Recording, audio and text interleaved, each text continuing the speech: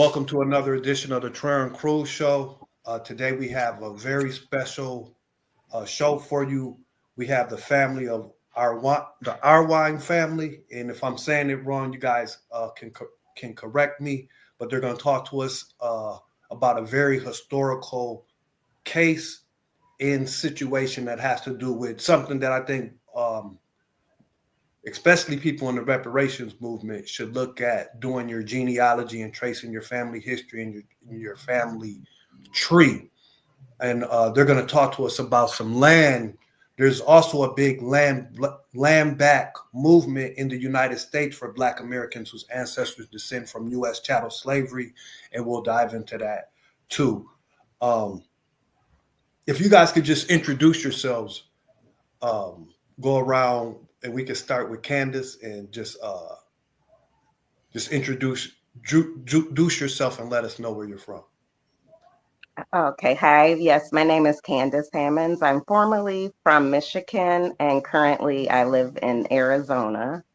And I'm here just to make sure we get the Arnwine family story out here and get more exposure. And we are currently seeking an attorney to get to take our case for the land that was taken from our ancestors. Great. Thank you for being with us today. I'm Kimberly Crockett. I'm from the DFW Metroplex. Been here all my life. And again, thank you for having us.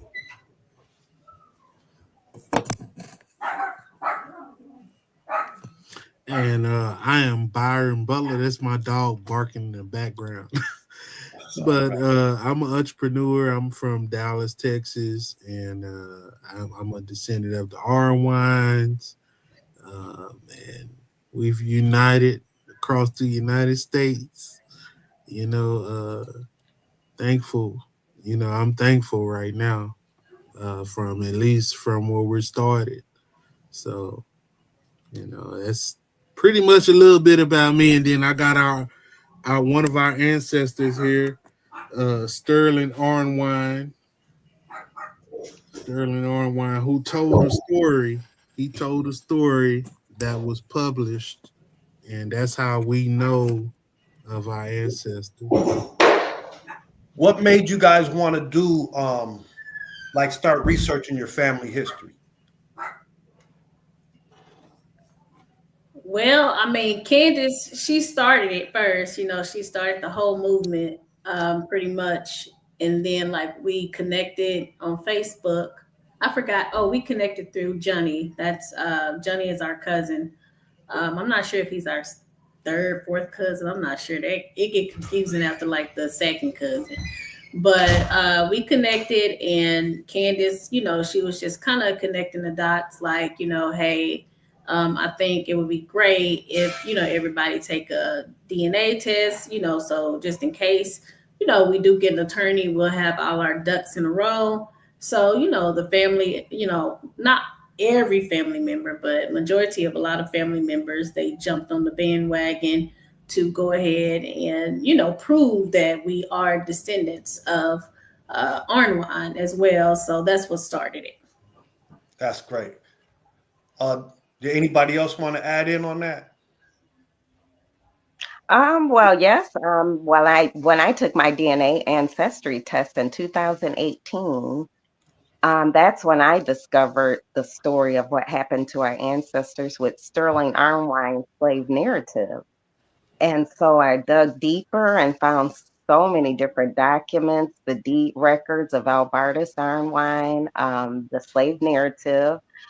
We actually have the bill of sale of Gracie Arnwine, which it shows where she was purchased from Albertus Arnwine. So it shows that she had a daughter, Annika, which was Sterling's mother. And it shows, where they came from, which was Memphis, Tennessee. And they moved to Jacksonville, Texas. And so I found so many things about the Arnwine family and about the land that was taken. The document of the will transcript, we do have that as well. That shows the proof of that he left that land for the slaves, which are our ancestors. Mm. Mm-hmm. Can you tell us a little bit more? I know you just kind of covered it, but who is Sterling Arnwine and who is Albertus Arwine? Well, Arbertus Arnwine, he was the slave owner of the four slaves, which was Winnie, Mary, Gracie, and Annika. So he purchased, like I said, Gracie back in Memphis, Tennessee, and along the way to Jacksonville, Texas, he purchased her two sisters, which was Winnie and Mary. And so Annika was with her. But Annika is Sterling's, Sterling, sorry, Sterling was Annika's mother. Mm. Yeah. And Gracie, if you could just tell us a little bit more about who Gracie was. Now, Gracie Arnwine, she was more so like the main slave, like that he did have children with her. He had, I want to say, 4 or 5 children with her. So I'm a descendant of Gracie, which is, okay, Elizabeth, her youngest daughter was my second great grandmother. And so he, had children with her. And I think also Mary as well. He had children with her. And the other slaves, Sterling was younger, which, that's Annika's son. And then all the children were up under him as well. And when they moved to Jacksonville, Texas. Okay. Wow. This story was put in the Congressional Record. Can you guys talk a little bit about that and how all that came about? Well, what I did is that I reached out to government officials because we have a display at the African American Museum in Southern Arizona in Tucson, Arizona. Mm. And I wanted to get a lot of support from, different senators, Congress members to, send us letters of support for our fight for justice and the story being shared in the museum. So I reached out to one particular congresswoman. Her name is Gwen Moore of Wisconsin. And to my surprise, she submitted a congressional statement tribute letter for our family in Congress on November the 12th, 2024. So Wow. that's how we got that congressional record statement. That's big. And you guys been gathering a lot of support. Can you talk about some of the other people who have been coming forward supporting you guys' justice claim? Well, we have the Detroit Reparations Task Force that sent us a letter of support. We have First Repair of Chicago, Illinois. I'm sorry.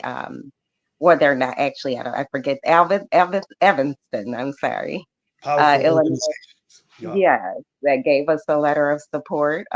Different mayors in different cities, Michigan. Let's see what other states. Florida. We have Missouri. Of course, Arizona. We have some support from Texas as well. Different parts of the United States that we just outpouring of support that has come in with letters. And So it's very shocking, and amazing to see that. Did any of you guys want to add on to that? Because I've been seeing it. It's picking up, seeing all the articles and things about it. It's been picking up. Mm-hmm. Yeah, we received, we received funds for our GoFundMe account as well.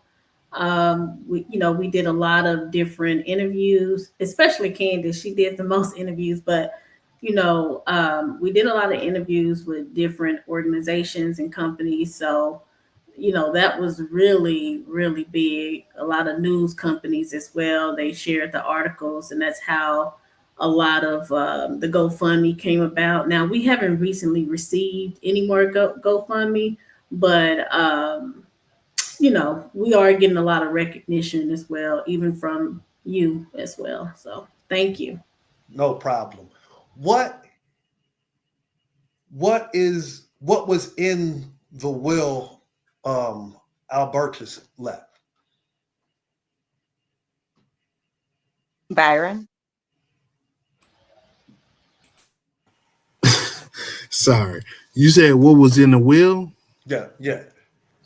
Yeah, so Albertus Arnwine left basically everything he owned to Gracie.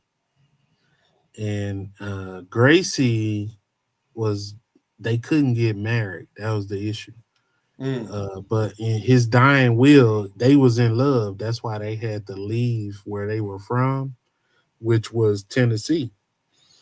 They were from, and he had a gunfight leaving Tennessee because of the relationship between him and Gracie.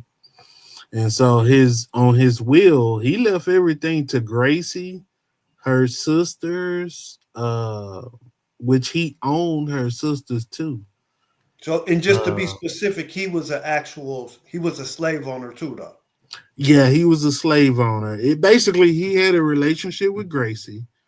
Gracie convinced him to buy the rest of her sisters, leave in Tennessee. He had a fight. Pretty much, he killed his neighbor in Tennessee and KKK gun battle because they didn't approve of the relationship. So what ended up happening when he killed his neighbor who was part of the KKK, which he didn't know because they had robes and masks, he left Tennessee, being basically running, they were looking for him for murder. And Gracie convinced him to buy her sisters. And so he bought the sisters too. And so when he died, in his will, he lists all of them. He lists the sisters, Gracie as well. And he said basically if they can't own the land freely, then he wishes to sell the property, give them the proceeds to the property so they can move to a free state with the proceeds of the sale. And that was the will. And it was ended up never being executed. But that's where the case ended up going to the Supreme Court because it wasn't executed properly, et cetera, et cetera. And then once the Supreme Court said, yeah, they're right, this is the will, then the executor of the estate, which was the judge, right? So the judge came back and sold the slaves off to different plantations. So that's the argument.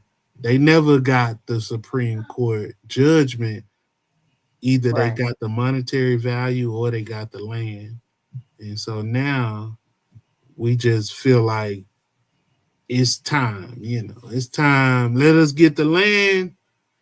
The monetary value, hey, we'll take the money too, but we would rather the land that it's a free state now. So that's what the will said. But that's the fight. that's the will and that's the fight, How much land was it? Or is it? Well, based on Sterling testimony, it was 900 acres. Right. I got 900 acres.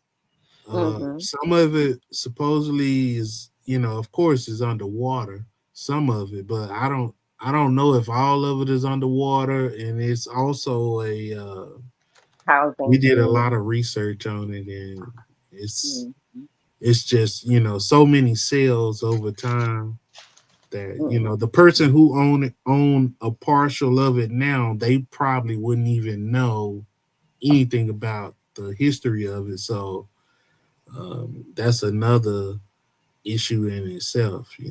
How could would you take their land? They bought it, right?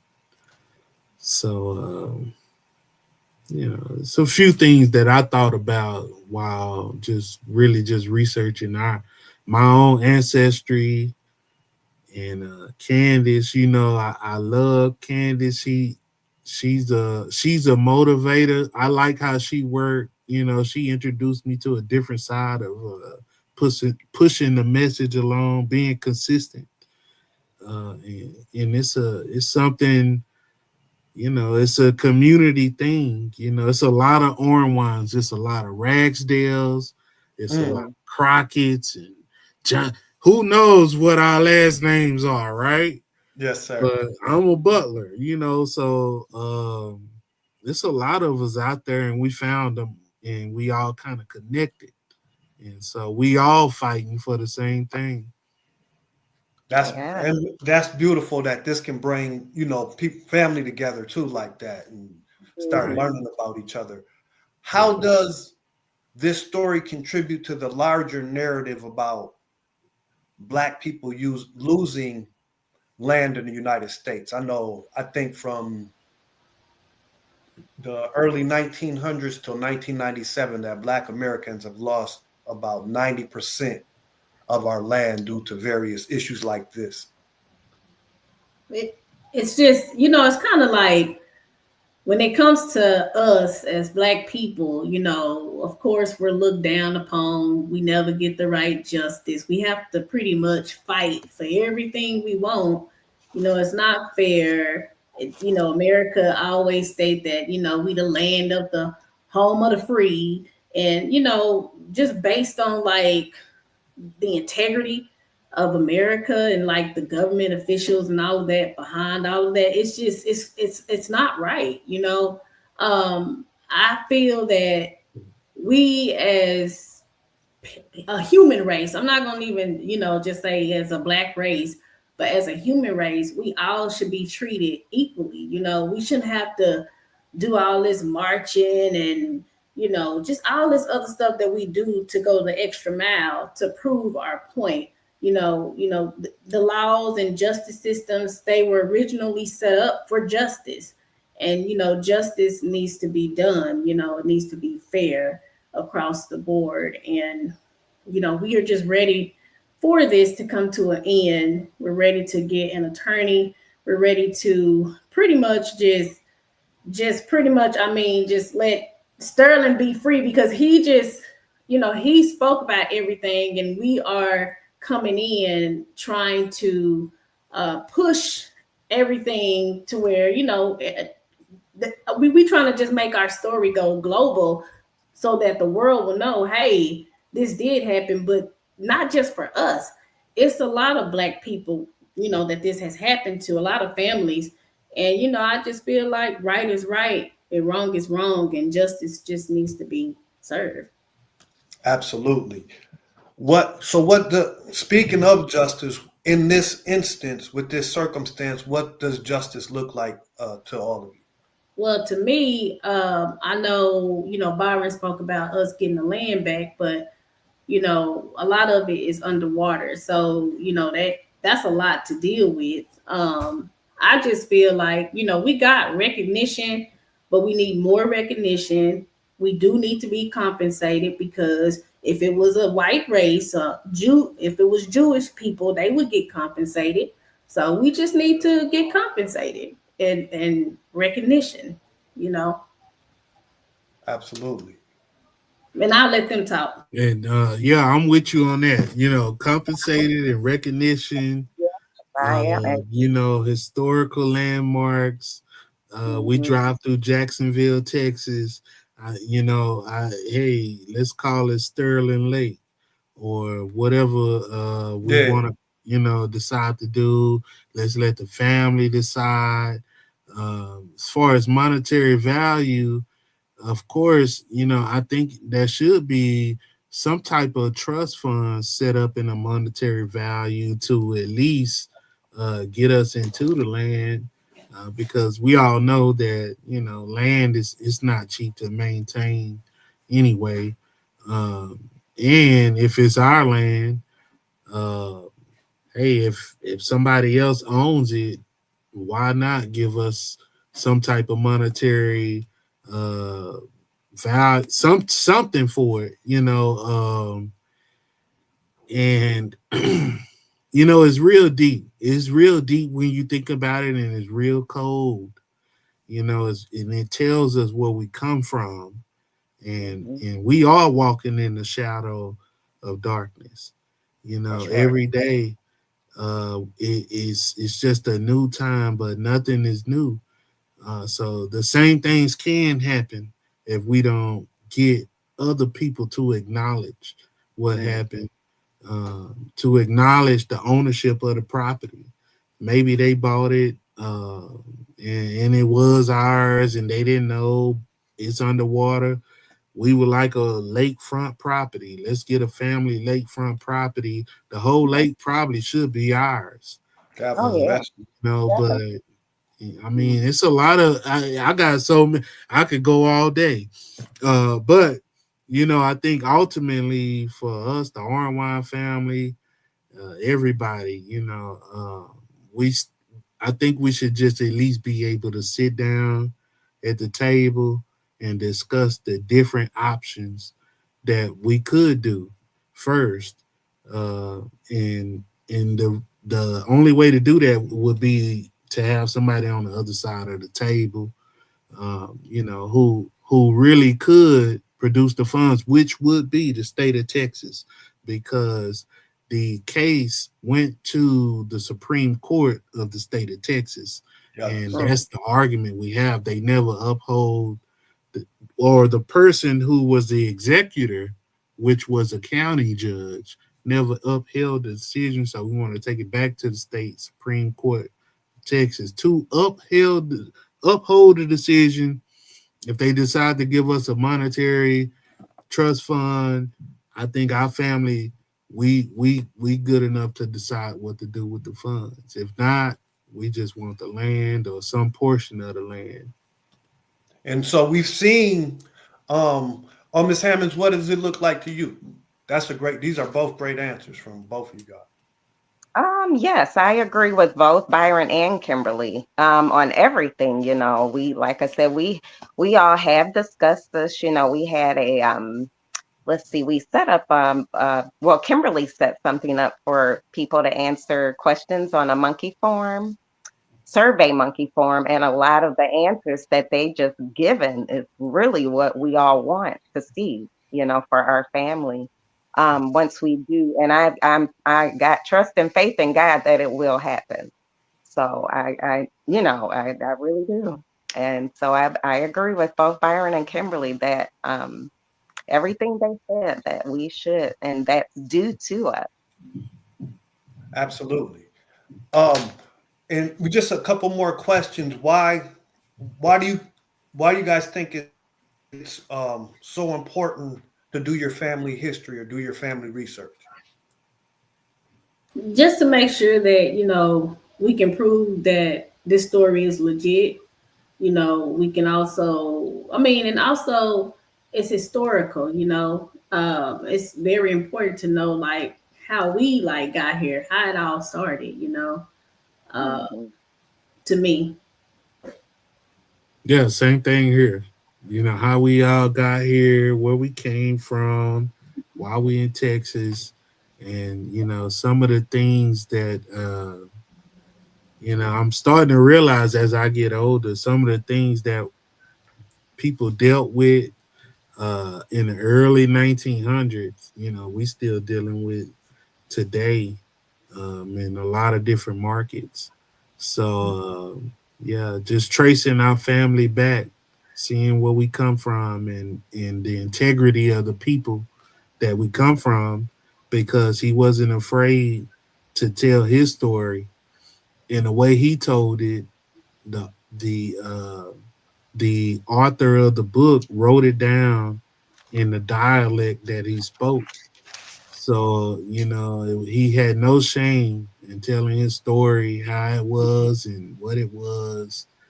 And we heard rumors. I heard rumors, of the same story growing up. And as now that we're adults, I'm like, wow, it was true. So I guess that's just my side of it. That's how I feel about it. And it wasn't no lies detected. Like when he told the story, everything matched up with all Yeah. the records and everything, and it was like it was just truthful, you know. And I just feel like he, you know, he had to tell his story because he knew that he wouldn't be able to live to see possibly, you know, like I'm looking for the word, what celebration of He never would see the end of it. yeah, Yeah. the end of it. So Yeah. that's why we here to finish his story so that we can go ahead and get justice and, you know, hopefully everything comes to an end and it ends with us. Absolutely. And what is the Federal Writers Project? That was a organization back in the days. They did about, I want to say, at least 1,000 slaves. They shared their Mm. story. They did interviews with I think it's at least 1,000 in different states, and Okay. they, they shared their slave story. So that's how we. Well, actually, when I took the DNA test, I actually saw the slave narrative and I said, wait a minute, and I said, that's Sterling. I said, oh, this is my cousin. I said, I didn't, I was in shock to see that he did a slave narrative. And so, Mm. yeah, the Federal Writers Project, they did a lot of slaves. And you know what? That's another thing too, as well. I said there are so many families that probably have ancestors that have did that and they just don't even know it, Mm. That are in wills and stuff, and that's what I was when I was researching this. I was thinking to myself, I wonder how many other families were Oh will yeah. got the property and things like that. So this is opening. I think this opens it up, opens that conversation up too, and that Hmm. you guys can be the front runners Oh to yeah. that And, conversation and too. I would like to interject real quick. I'm just a firm believer, and I know I speak about integrity because that's something I'm really big on. You know, I just feel like even when no one else is looking, do the right thing, you know. And I just feel like the right thing has not happened for us and for Sterling and others Absolutely, as well. Yeah. Hmm.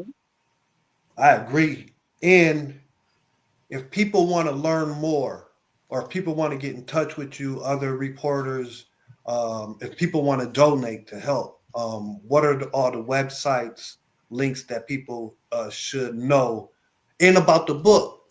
Before we go, could you talk a little bit about the book too, and how people can get their hands on that? I do have a website link that I can, give to you to share if they would like to get the book. And on Capital B News, the latest news coverage, we do have a GoFundMe. Me and Kimberly did the interview with Aaliyah Wright with Capital B News.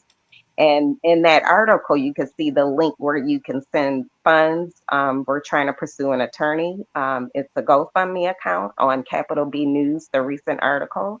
And the book, I can share with you the link to purchase the book if they would like to read more of the story. And we also have an ebook too.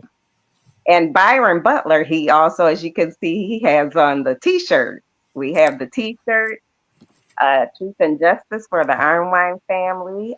We have a lot of things in if anybody wants to go to the African American Museum in Tucson, Arizona, they can see the display, and it's also online as well to learn Mm, more of the story and the interviews that we have on the online for the African American Museum. wow. Hmm. Christina Nettles says about why it's important to do your genealogy to know who you are and see what's to come. And then she wants to know, is this her family as well?